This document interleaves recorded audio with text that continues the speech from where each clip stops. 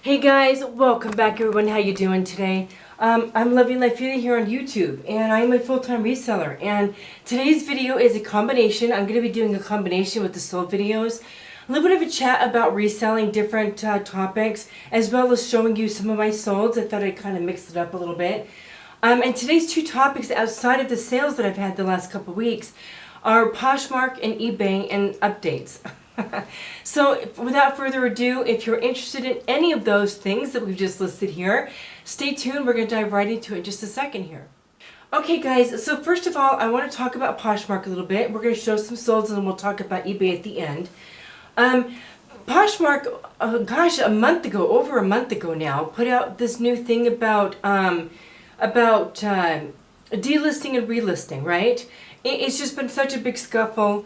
A lot of people on Instagram are unhappy. A lot of people on YouTube are unhappy. And I just kind of want to share my thoughts on this and share kind of what I'm doing about it. Let me say, first of all, to this day, I actually just subscribed to like the Poshmark newsletter, so maybe that's why I didn't get it. But I still have yet to receive the email from Poshmark saying anything about this new policy. So I don't know why I never received it. The only thing that I get from Poshmark based on like emails and stuff is like if they're sending out trends or these dresses are available for you, things like that. But never updates on their policies and things like that. So I find it interesting. I still to this day have not yet received anything update-wise on this policy. I had to actually research it. I found out about it through a YouTube video.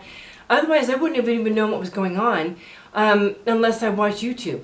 So my thoughts on this whole thing, you guys, granted, I don't agree with what Poshmark is doing as far as delisting and relisting.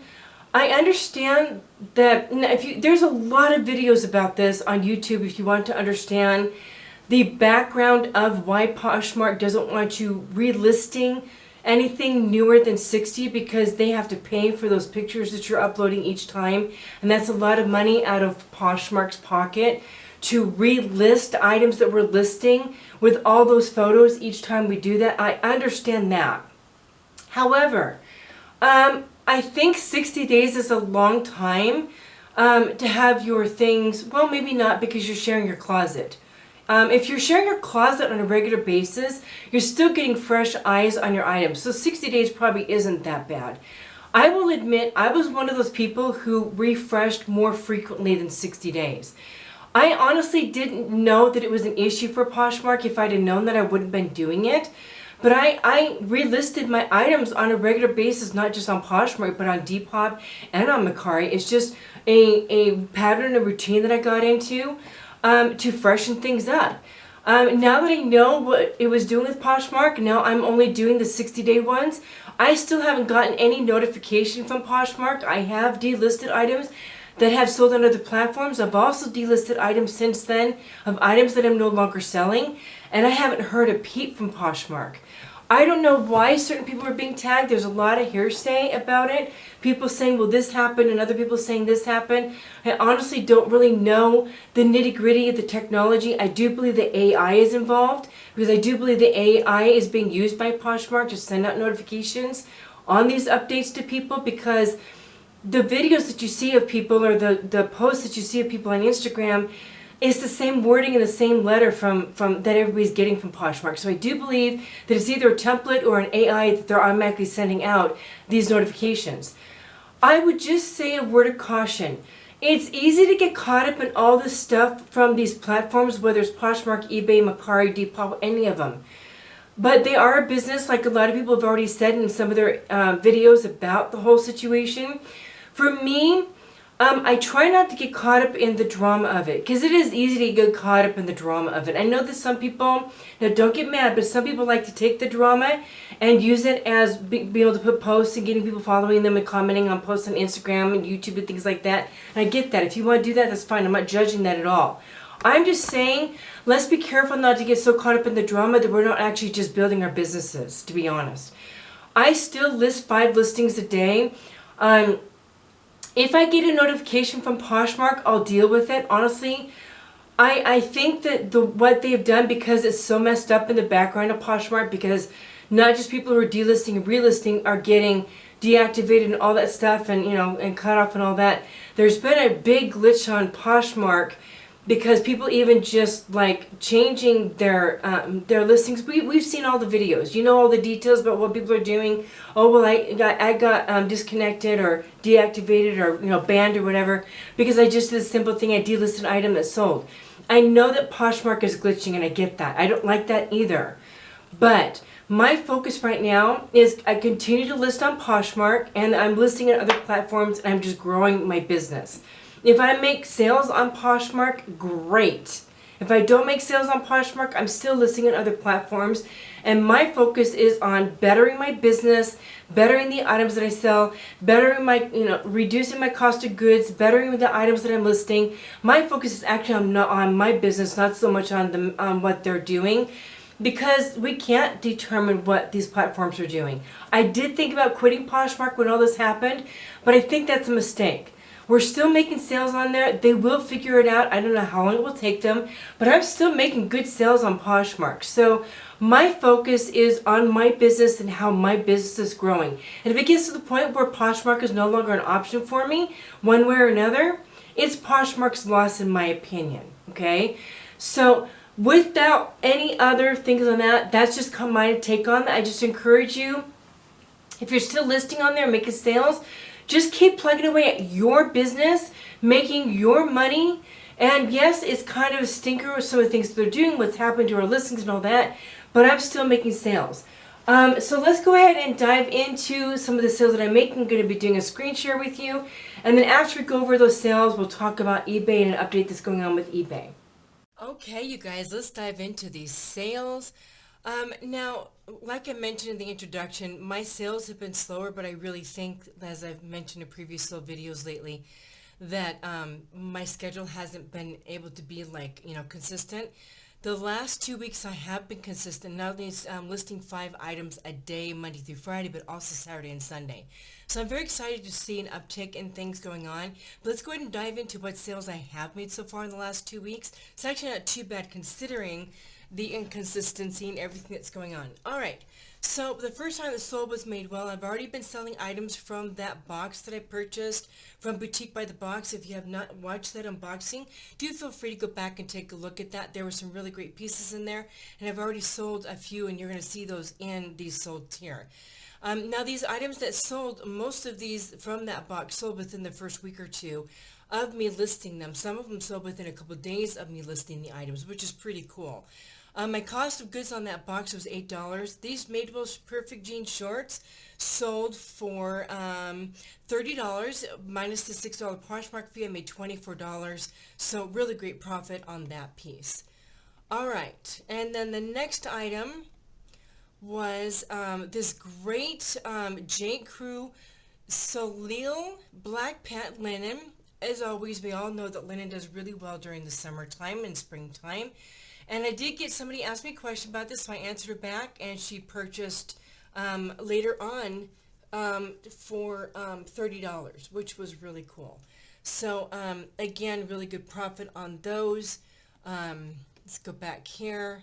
So it sold for $30 minus the $6, and I did give her a discount on shipping for that, so my profit on that one was $20.72. All right, moving on to the next piece, another from that box. Like I said, I've sold a few of them already. This J. Crew sweater. Now, this particular piece, she sent me an offer of $5 for this sweater. It was a really lowball offer, but this is one of the reasons why I've mentioned in the past that when I get lowball offers, I never just leave it. I just don't feel that that's wise with your business. So what I did was I countered at 18. I think I had it listed at 25, and I countered at 18 because I thought that was a really nice discount.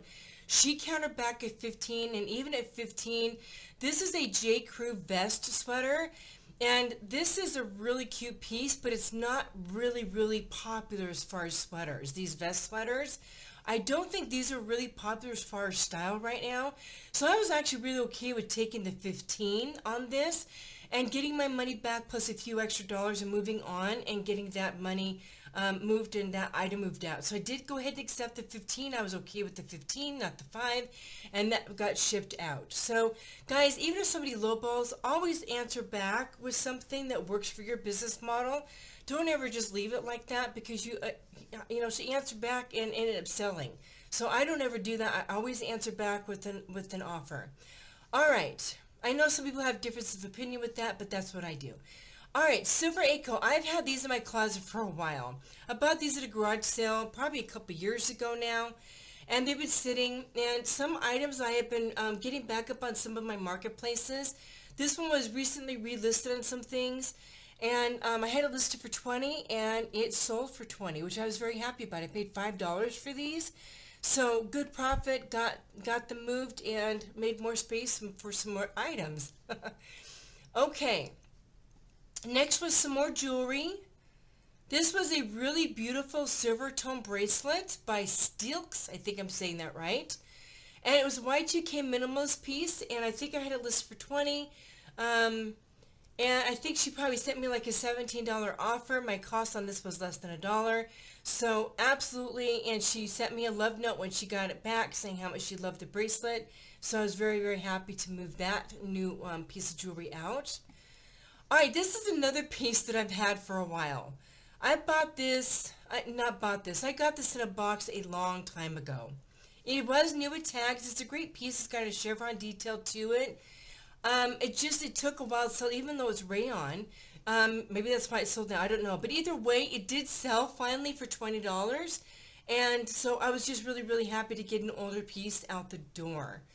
All right. And I think I paid like $3 for that one. Okay, and the last one on Poshmark, you guys saw my first haul, sourcing my own items. I picked this up at the thrift store for $6.99. This was at Goodwill. I've been doing a lot of research about vintage and sourcing vintage items, sourcing by style. I'm just really trying to learn this category of reselling instead of sourcing by brand. And I found this piece, and this was actually, when I did the haul, this was the piece that I told you about, where the gal commented to me. She saw it in my cart when I was looking at some things. She said, wow, that's a really great piece, and I love that color. I actually had some people liking this, and then somebody purchased it outright for $25. So I was very, very happy with this purchase.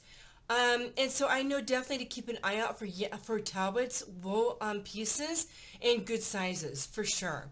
So good profit on this one, and very happy to move a piece from that first haul. Yay! All right, moving on to eBay. More J. Crew, guys. This was a white smocked textured gauze top that came in that box, and it sold for full asking price of $44.95. Very, very happy it sold for full asking price. I am excited because my sales price is going up because of the items that I'm selling now, which is very, very exciting, and I'm going to continue to work on that. As you all know, like I was saying just a few minutes ago, my cost of goods from that Boutique by the Box for J. Crew Madewell was $8, so $8 and then into $44.95 minus my fees. All right, and then my last piece was again from that same box, guys. This piece was what were the pink linen. I showed you the black linen that sold on Poshmark. These were a pink linen that were in that same box for $8, and it sold for full asking price of $39.95 on eBay. So super excited about these sales, guys, and I'm excited to see where things go.